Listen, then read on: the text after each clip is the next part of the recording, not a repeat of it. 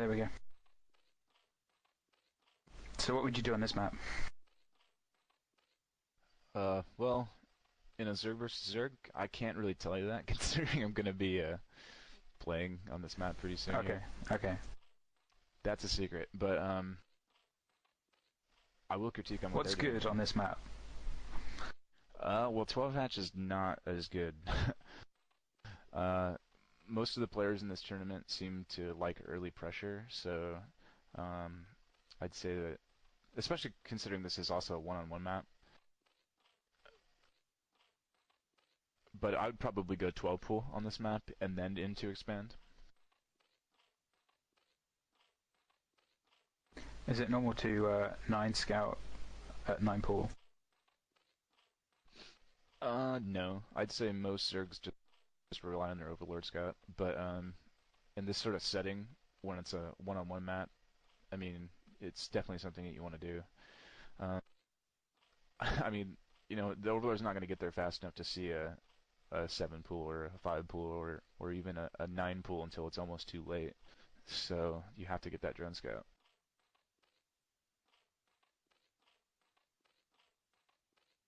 So once again, pretty similar builds here. No Zerglings coming out from mid-left yet, even though the pool has been out.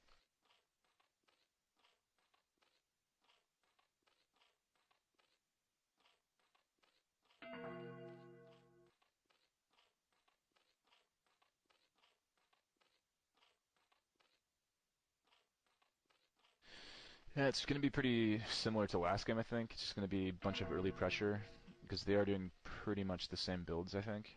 At least they're starting off that way. So would you say it relies pretty heavily on their Zergling macro? Yeah, it definitely does. One of my friends from Australia was telling me the other day that he equates the Zerg race. Oh, speaking of Zergling Micro, here we go. Same thing as last game. Lithium loses, or excuse me, Coldfire loses the first Zergling battle, but let's see what happens. But my buddy from Australia was saying that Zerg is like that person in school that like runs by you and pulls down your pants and goes like, ha ha, you know, because at any time, speedlings can just sneak in your base and just totally mess up your probe line if you're not paying attention, you know? So yeah, early Yeah, it happens a lot in very PvZ. Very important. Especially on this map, when they like to mine out the back.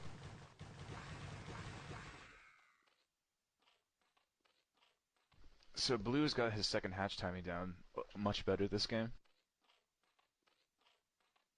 But he is going to supply block himself if he doesn't build an Overlord soon. The 17 psi block is something that Zerg players do often.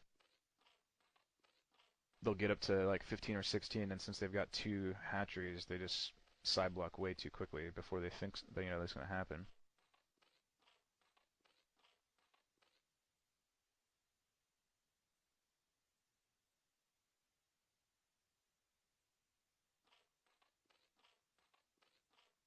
What do you think of his SimCity here?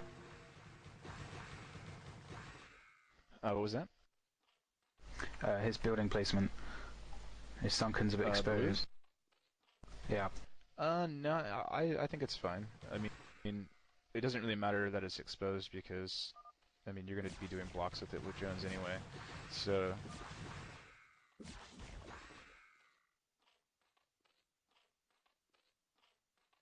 sorry, I was just taking a look at that there. I think it's alright. Just having one sunken there can make a huge difference in an anti-Zergling build. But basically, they've switched builds. Coldfire was doing basically Blue's build with one more hatch, obviously, but they've kind of switched here. Now he's going Fast Spire, and Blue's not.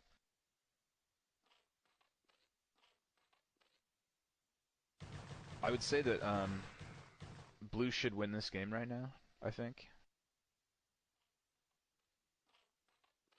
His second hatchery isn't at the minerals though, which he had last game. It's that's not the most important thing. The most important thing is that he's got more larvae, so he can produce a lot of Zerglings, he can produce a lot of drones. Whereas Orange has to, I mean, even if he gets his metas out, I mean, the worst you can have is 3 metas on you, you know? That's one spore colony that can take care of that. So, Blue's doing the right thing, just massing up, preparing for the incoming mutas. I think he should be alright. But on the other hand, especially if this leaves Orange open to an expand. I'm kind of thinking that Blue can't, rather than Orange can. What do you mean? Well, I mean, Blue's spore colony is covering his base, but he can't expand because of the mutalisks. He doesn't need to expand. All he has to do is just keep producing tons of Zerglings right now, and what's the Orange gonna do about it?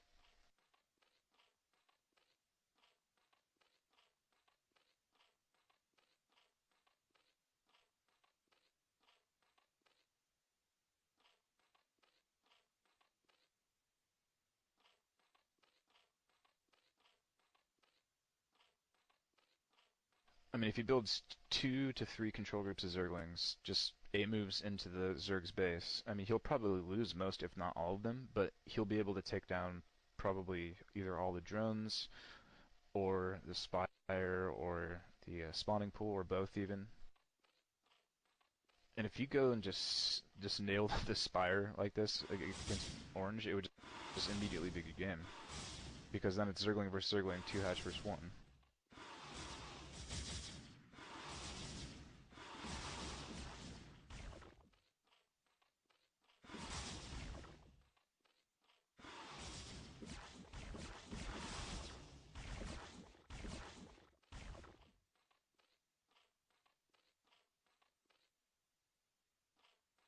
So I feel that was a mistake. If he had just gone all Zerglings, he could have taken this game, I think.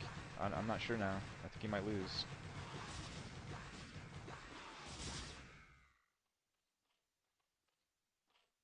You can't let him. You can't let him do that. Oh, there you go. Ouch.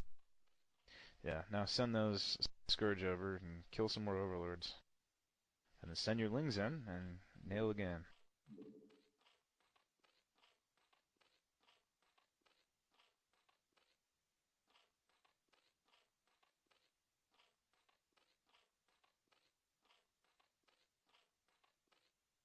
Yeah, this is gonna hurt. If he goes and kills an Overlord right now, it's gonna supply block Orange.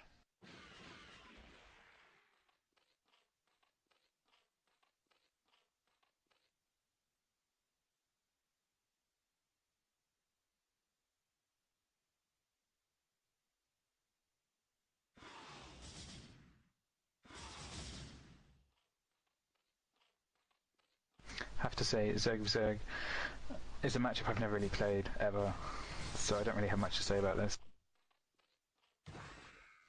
Yeah.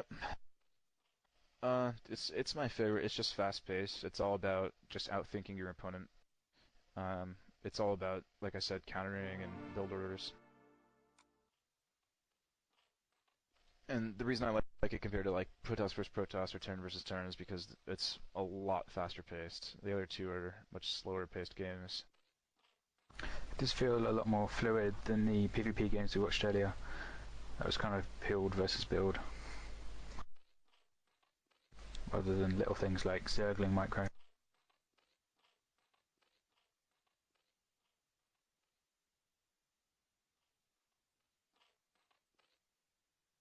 So I like the fact that he's got a bunch of Zerglings, but I don't like the fact that he's not using them at all. You know, it's worthless to have a bunch of Zerglings if you're not going to attack with them. I mean, look at Orange's main right now. I mean, he does have a bunch of Zerglings outside the base there, but I don't know. I mean, I think it should be fine to just take him down right now. He does got the mutas in the main though.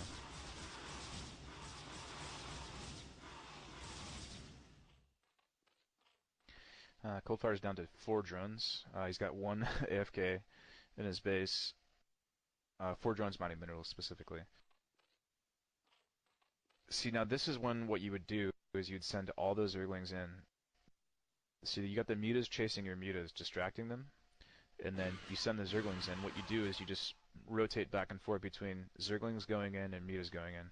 So you send the mutas into the main, and then the opponent's mutas chase you away. And while they're chasing you away, that's when your Zerglings are coming in their expo and taking that down. Then the mutas go to the expo to defend that, and your mutas come back in their main. You just go back and forth.